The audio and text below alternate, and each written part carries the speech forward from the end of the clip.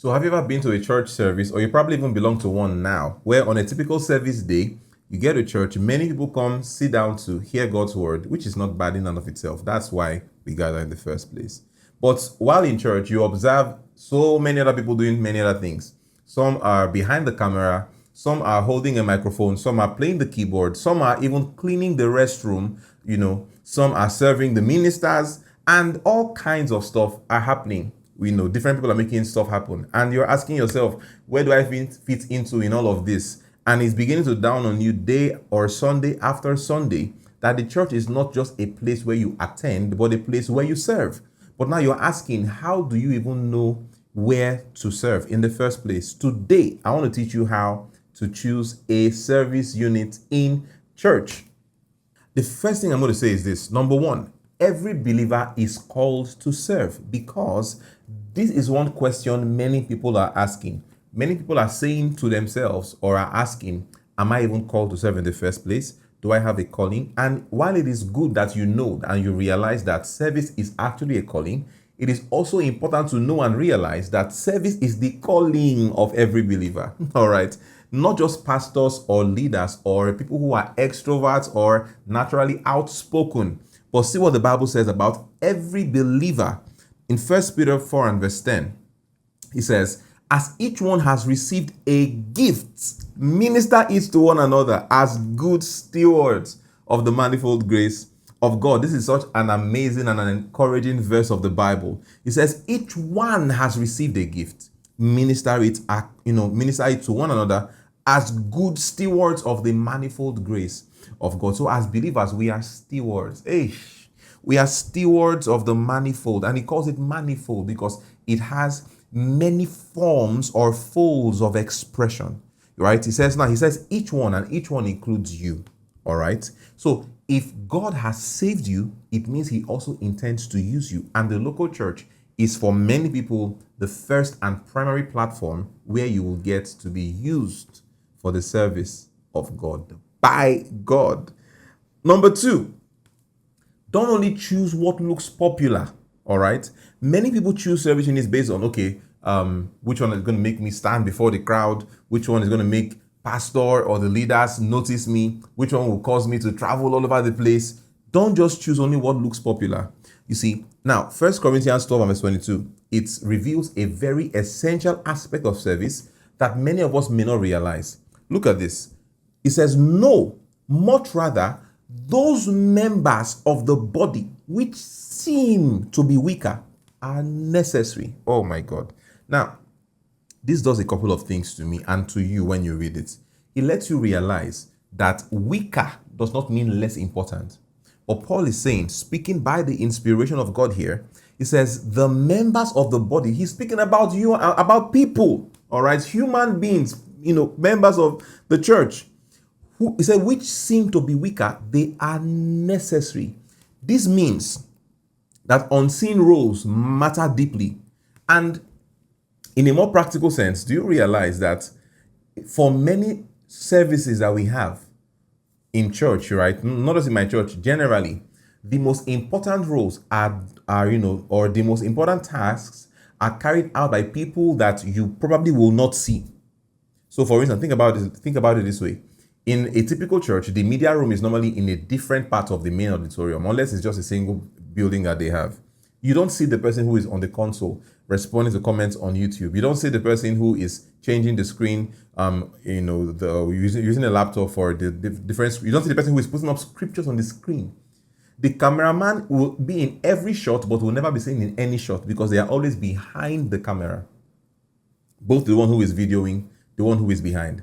The people who set up sound to ensure that you have a good experience, the ones who set up the light, the ones who set up the microphones, the ones who make sure that the mic sounds well and they work all through the service. The people who sweep the hall to make sure that the hall is clean enough for you to have a conducive experience.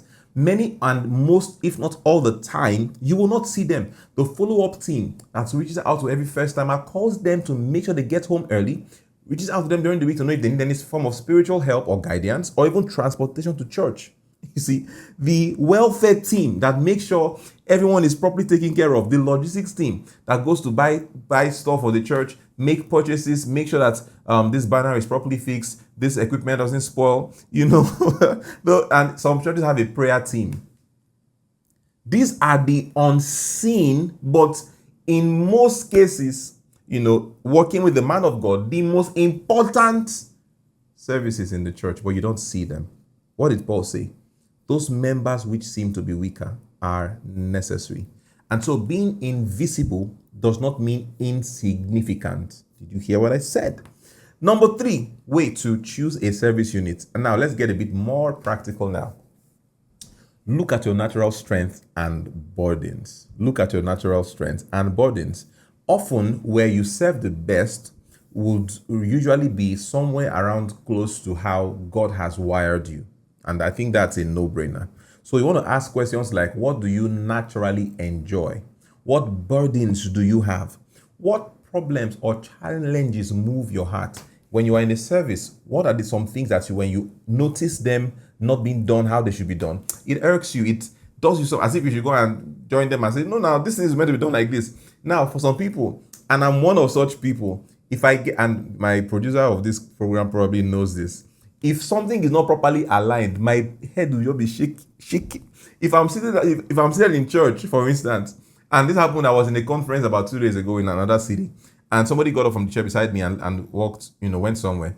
And the chair was bent. I could not focus again. I had to straighten the chair, right? And so the Bible says in Romans 12 and verse 6, having then gifts differing according to the grace that is given us, let us use them. So I'm saying that to say that many times those burdens are a pointer to the grace that is given you. Many times. For someone like Moses now, for instance, he had a burden to see his people delivered. He was the one that was a pointer to him. He was the one that God used to deliver the Israelites at the end of the day. So that his burden was not just a natural inclination. It was a pointer to purpose. All right. It was a pointer to purpose. And so an example is this.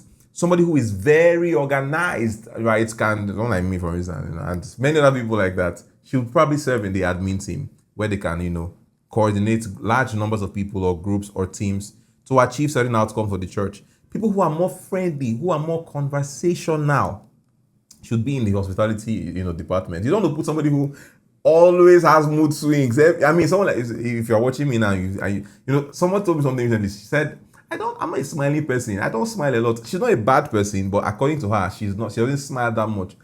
I'm sorry, but she has no business being an usher or welcoming people into church. People will be like, am I coming to church because I've been here? Because they'll be like, why are you squeezing now? Are you not happy to see me? Are you hearing what I'm saying? So friendly or warm people should probably serve in, the hospitality. That's a group of departments, all right? People who are creative should be in the media or design units. They are going to help bring, those ideas that God has given you as a church they're going to bring it to life in the most creative way that can pass the message and speak to different generations the way it should. They're going to help you to, they are good with colors, good with designs, good with shapes. Please don't put them in maybe children's section or something. Let them serve. And, I'm even speaking to you if you're a creative person. Give your skill, serve in the house of God with your creative skill. There is room for you, all right? People who are more compassionate should be in the care team. This is, some churches even have a medical team where people who might need some sort of medical assistance will be attended to. All right. People who are strong communicators should be, they should lead small groups. They should be, in departments where, people need to be addressed. They should probably even take announcements because it is their natural inclination. All right. But I'm going to talk briefly or shortly about this thing I said about announcements and people who are very strong in communicating, because that's not always the case, but this is a pointer to help you know where you can serve. All right. God often uses your wiring. All right. So number 4, please listen and listen well. And I'm speaking both to new or intending and existing service unit members. Choose growth and not just comfort. Choose growth and not just comfort. Listen, sometimes the best unit for you is not the easiest one for you. Let me rephrase that. Sometimes the best unit for you is not the one where you will experience the most ease. Because listen, growth often exists outside of comfort. If you are always chasing comfort, you probably will not grow. Paul will say in Philippians 3 in verse 12, in a slightly different context, or in a different context, but just to get the message across. He said, I press on that I may lay hold of that for which Jesus also laid hold of me. So this is him saying, I press on. I'm not settling with where I am. I'm reaching out for more. And I'm saying that growth does not happen where comfort exists. It leads outside of comfort. Listen, some people might need discipline, need to learn discipline, need to learn teamwork, need to learn confidence, need to learn responsibility. It is serving. See, serving can develop you and not just use you. Serving in a department can actually help you to develop your, the skills and the habits you need to develop, and not just use you alone. Take note of that. Number 5, this is also very important. Character must come before platform. Character must come before platform. Many people want opportunities to serve because of visibility. You want to be seen. You want to be known. That is an unhealthy thing. That's an unhealthy thought. It's an unhealthy desire that you have, and you need to crucify it. It is not of God. You see, service is first about character, about humility, faithfulness, consistency. See what Jesus says in Luke 16 and verse 10, just to help you get the message. He who is faithful in what is least is faithful also in much. I explained this to mean mammon and greater things. But it is, you see, the underarching or overarching principle here. Faithfulness is judged by how you handle things that might be termed least or lesser. Are you hearing what I'm saying? And so it is first about character. How is your character? Are you working, or are you a humble person? Are you consistent? Are you even faithful in the small tasks? Many people want to lead departments, but they are unable to even obey simple instructions. When your pastor or your leader gives you an instruction, you do what is on your mind. You don't even care about the instruction. You say, no, I know better. And you see, listen, character must come before platform. God often tests our hearts before he trusts us with influence. And that brings me back to Luke 16 and verse 10, because that's what he was talking about there. Money is a litmus test. Mammon, or unrighteous mammon, because it goes ahead and says, therefore, if you have been unfaithful with unrighteous mammon, that is because God often tests our hearts before he entrusts us with influence. The little he has placed in your hands or under your care, how well have you attended to it? That's what I'm asking you now. All right. You need to make sure you are serving because you love Christ, not because you want attention. Number 6, as I prepare to round up or round off, right? Start somewhere. You can always adjust later. Start somewhere. Many people, the reason why you are not serving is because you want to be perfect first. Many people, the reason why you have not joined maybe the photography unit is because you want to become the best photographer first, or become very good with photography. My producer asked me to mention this, and that's why I'm mentioning it now. So they probably need more people in their photography units in Burning Hearts. Please apply and join. I help them. But nonetheless, you see, I have seen cases where people joined the choir. They were not yet the best singers. And of course, there should be a minimum level of being able to at least hold a song before you can lead the congregation. But I've seen people join the choir without having many of these skills and just, be there serving anywhere that they can serve and actively grow in the choir. Let me show you a scripture that proves to you that clarity often comes through movement. Listen to me. Oh my God. This is one of the most powerful verses in the book of Ecclesiastes. I read to you in New King James and in NLT. In the NKJV, it says, he who observes the wind will not sow. Pause. That's a seller moment right there. Pause and think. Let me read to you in NLT so you can get the point. Farmers who wait for perfect weather never plant. If they watch every cloud, they will never harvest. Listen to me. What he's telling you here is this. There is no perfect time. There is just movement. Clarity comes with movement. Praise the Lord. Anybody you find who has, I almost thought I was in church now. Anybody you find who has made progress in God's plan for their lives, they have had to take many steps without even having many things figured out. They just knew that I should take this step. This applies in every aspect of purpose. Purpose requires boldness. Many things will not be You will not figure out many things at the beginning, but as you go, you will figure them out. Stop overthinking which unit should I join. Start somewhere. Go there, join that unit, serve diligently, and learn and grow through the ranks. All right?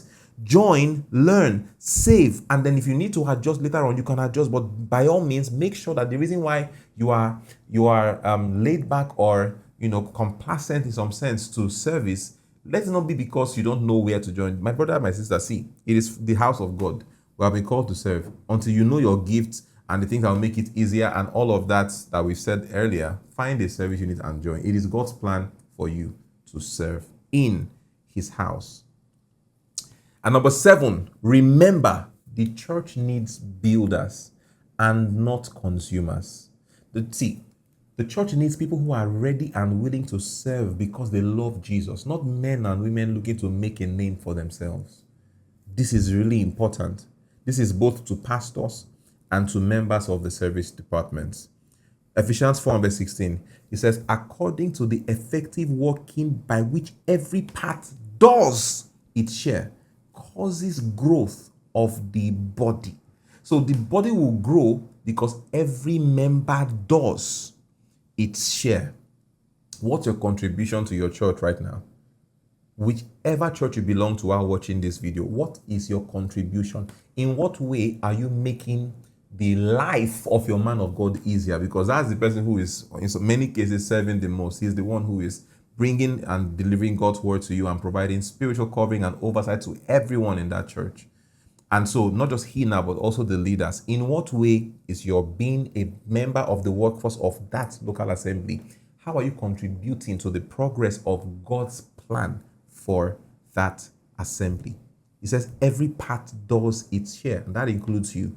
So when you want to join a service unit, stop asking, how can I be recognized? And start asking, how can I serve? In what way can I use my gifts, my skills, my burdens, my passions to further God's plan and God's work via this house? So as I conclude, how do you know where to serve? I'll run through them once again. Every believer has a calling to ministry. Every believer should serve. Don't chase visibility.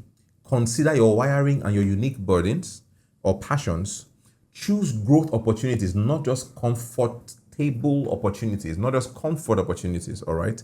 Build character before, platform. Start somewhere and make sure that you are a builder and you are helping to build the body. The church is not only where you receive, it is also where you pour, because he gave the fivefold to the church to perfect and equip the saints of God for the work of ministry. There is work to be done. And I know that you are part of the people and vessels that God wants to use to accomplish his work. I know and I'm persuaded that this has blessed and helped a lot of you. Let me know what really stood out to you, how you have applied this before, and if you think any adjustments needs to be made in your own life, in whatever capacity that you currently serve. Can't wait to read your comments. My name is Elvis Okhifo, the lead pilot of the Spoudazo Bible course, and we are still on a mini series on church life, exploring and answering questions around church life. And make sure you like this video so that the algorithm can show even more people. Leave a comment when you watch. Share this video with your friends and family on your social media, on WhatsApp and everywhere. Subscribe and click on the bell icon so that you're notified every time we drop a new video. And I'll see you in the next one. God bless you.